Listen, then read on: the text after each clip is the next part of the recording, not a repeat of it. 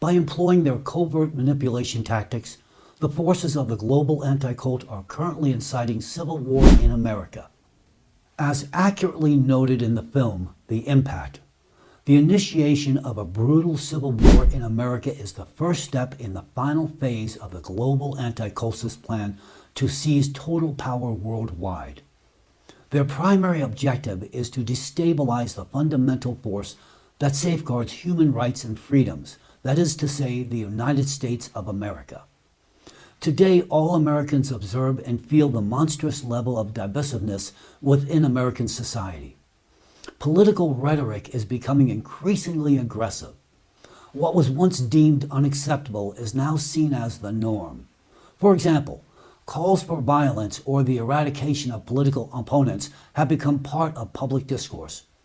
All of this points to the significant influence of the global anti-cult representatives on social and political processes in the USA. It is no coincidence that the accomplices of the global anti-cult movement have recently been especially active in introducing terms like cult, destructive cult, and cultist, along with other derogatory epithets, into the public narrative to describe various groups, political forces, or individuals. This manipulative technique is aimed at dehumanizing opponents. This very technique can turn people who were initially neutral toward each other into enemies ready to tear each other apart. Observe for yourself what associations the terms destructive cult and totalitarian sect evoke in you. Whom do you picture when you hear these words?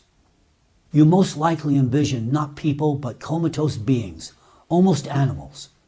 Those labeled with the term cult are viewed in the same way the Nazis viewed Jews during the Holocaust. They too saw them not as humans, but as subhumans that could be exterminated.